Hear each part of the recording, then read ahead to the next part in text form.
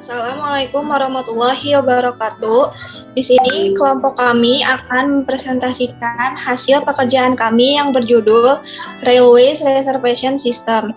Materi penjelasan ini disusun oleh saya sendiri, Fadilah Wulansa Fitri dengan NIM 105191115 beserta dua teman saya. Ya, Eka Safitri dengan NIM 105191003 dan Fania Sinta Puspanentias dengan NIM 1051917.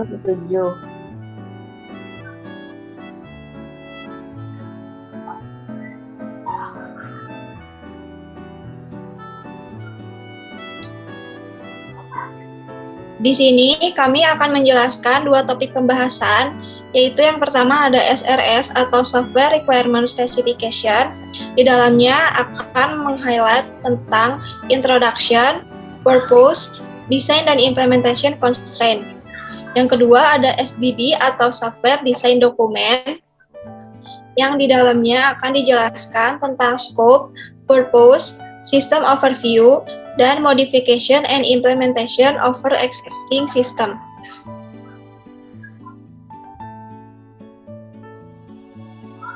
Yang pertama yaitu introduction dari SRS itu sendiri. Pada dasarnya, perusahaan yang bergerak di bidang pariwisata sangatlah akrab dengan kemajuan komputerisasi. PT KAI awalnya belum menyediakan pemesanan tiket secara online, tetapi pemesanan tiket dapat dilakukan secara manual dengan datang langsung ke loket stasiun terdekat.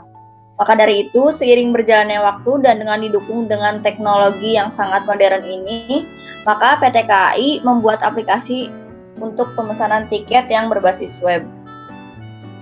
Yang selanjutnya ada purpose atau tujuan dari dokumen software requirement specification ini bertujuan untuk memberikan penjelasan perangkat lunak berbasis web yang dibangun oleh PT KAI, baik berupa gambaran umum maupun penjelasan secara detail dan menyeluruh.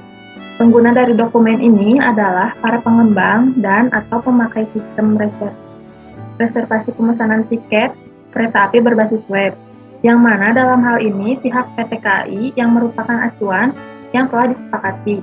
Dengan adanya dokumen SRS ini, maka diharapkan pengembangan perangkat lunak akan lebih terarah dan lebih terfokus.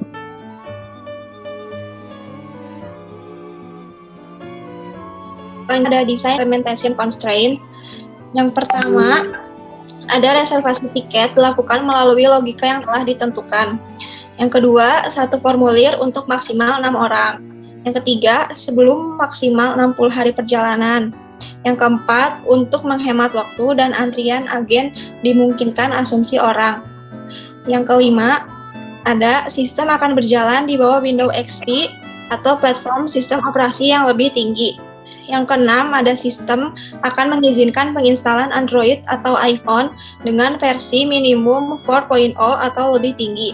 Yang terakhir, sistem sebelumnya tidak dapat bersaing dengan sejumlah besar pengguna dan server berjalan lambat ketika sejumlah besar pengguna menggunakannya. Selanjutnya, pembahasan yang kedua dari software design dokumen yaitu ada scope. Teknologi telah mengubah banyak aspek kehidupan di abad ke-21 ini, termasuk banyak cara dari kita untuk melakukan reservasi kereta api. Misalnya, untuk membuat tiket reservasi lebih nyaman bagi penumpang. Sistem reservasi online dapat membantu para penumpang untuk memesan tiket dari kenyamanan rumah. Sistem reservasi online ini membuat segalanya menjadi lebih mudah dan praktis. Selanjutnya ada purpose atau tujuan dari software desain dokumen ini menggambarkan sistem reservasi kereta api yang menyediakan detail untuk sistem reservasi kereta api, seperti waktu detail kereta, reservasi, billing, dan pembatalan berbagai jenis reservasi. Di antaranya, yang pertama, konfirmasi reservasi untuk konfirmasi terkirim, yang kedua, reservasi terhadap pembatalan, yang ketiga, reservasi untuk daftar tunggu, yang keempat, reservasi online. Selanjutnya ada sistem overview, struktur 3 lapis yang umum digunakan dalam sistem diantaranya database layer, yang kedua application service layer, dan yang ketiga user interface layer. Arsitektur sistem seperti yang ditunjukkan pada gambar berikut. Yang pertama ada database layer. Basis data digunakan untuk menyimpan data, termasuk pendaftaran pengguna informasi dan informasi pemesanan tiket. Yang kedua ada application layer. Inti dari struktur 3 lapis ini. Fungsi sistem dan logika bisnis ditangani dalam lapisan ini. Pada layer ini, logika bisnis, sistem dienkapsulasi, kemudian aplikasi antarmuka layanan disediakan untuk application layer, dan modul sistem antara panggilan fungsi. Application layer juga memperbaharui data di database sesuai dengan permintaan layanan dari lapisan atas. Yang terakhir ada user interface layer, adalah program yang berjalan pada komputer pengguna jarak jauh. Ini menampilkan layanan yang disediakan oleh server kepada pengguna. Ketika pengguna memilih layanan, program ini akan mengirim permintaan kepada server. Ketika server mengembalikan hasil yang diproses, program ini akan menunjukkannya kepada pengguna.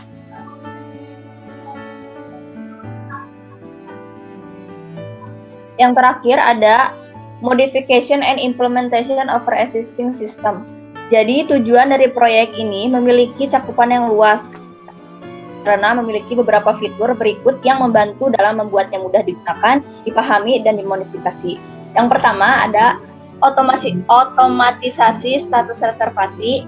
Kedua, tidak perlu melakukan pekerjaan kertas. Ketiga, untuk menyelamatkan lingkungan dengan menggunakan bebas kertas. Keempat, untuk meningkatkan akurasi dan efisiensi perangkat lunak. Kelima, pengelolaan basis data online. Keenam, manajemen. Ketujuh, perangkat lunak ini dapat dengan mudah digunakan oleh pribadi non-pemrograman untuk menghindari kemungkinan kesalahan yang ditangani manusia. Dan yang terakhir, proyek ini digunakan oleh 2 jenis pengguna, yaitu administrator kereta api dan loket reservasi kereta api.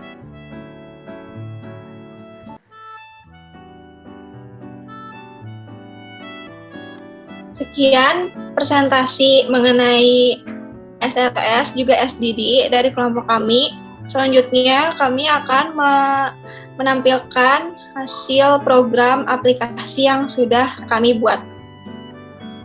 Berikut aplikasi yang sudah kami buat. Pada tampilan awal langsung disuguhkan pada tampilan home. User yang masuk ke website akan langsung diarahkan ke tampilan awal website. Di sini ada beberapa tampilan jadwal kereta api, akan tetapi user belum dapat melakukan reservasi. Bila akan melakukan reservasi, user harus registrasi terlebih dahulu, kemudian login, dan nanti bisa langsung melakukan reservasi kereta api sesuai dengan tujuan yang dipilih.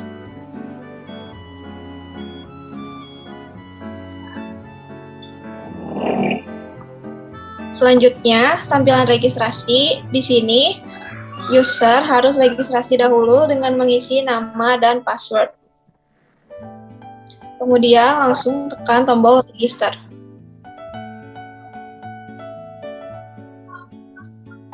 Setelah melakukan registrasi, user boleh langsung melakukan login. Jika sudah login, nantinya user bisa langsung memilih beberapa kereta yang telah disediakan.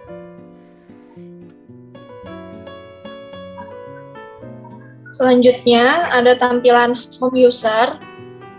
Di sini user yang sudah melakukan registrasi dan melakukan login nantinya akan langsung diarahkan pada tampilan ini.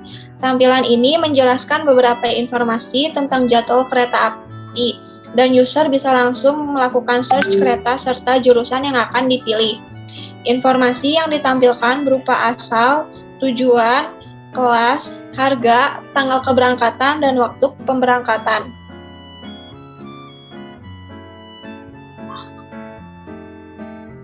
Selanjutnya, tampilan pemesanan tiket.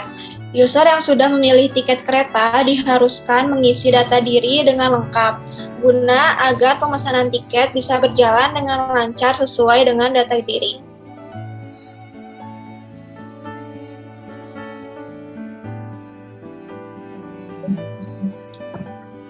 Sesudah mengisi, user bisa langsung mengklik pesan untuk bisa lanjut ke tampilan berikutnya, yakni tampilan pembayaran.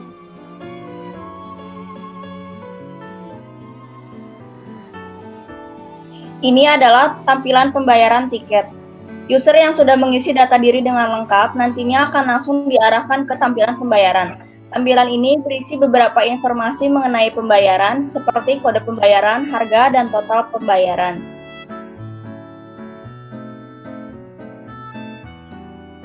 Ini adalah tampilan dashboard user. Tampilan ini hanya berisi beberapa informasi saja seperti nama serta level user yang sudah melakukan registrasi, login, dan reservasi. Selanjutnya adalah ada tampilan dashboard list order. Tampilan ini berisi tentang daftar siapa saja yang sudah memesan serta sudah melakukan pembayaran.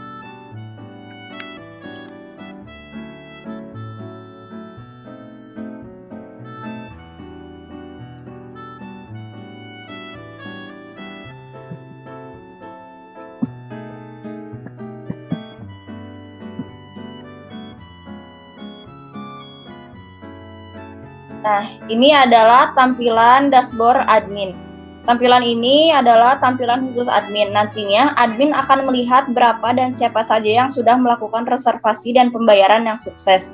Ada beberapa informasi yang ditampilkan pada tampilan ini, yaitu ada account, jumlah pembayaran yang sukses, dan validasi order. Validasi order ini untuk melihat berapa banyak user yang melakukan reservasi. Selanjutnya ada tampilan ketersediaan kursi penumpang pada kereta.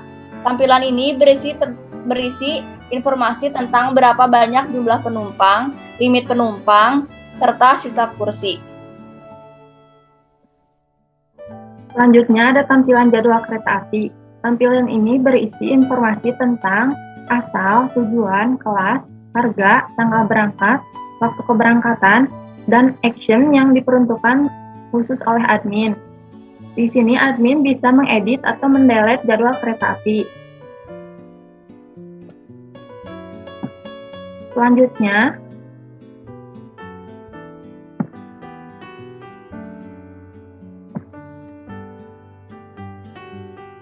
ada tampilan tambah jadwal kereta api.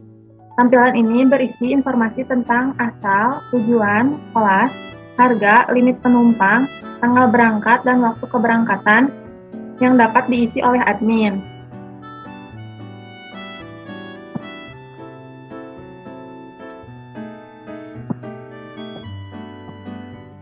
Lalu selanjutnya ada tampilan edit jadwal.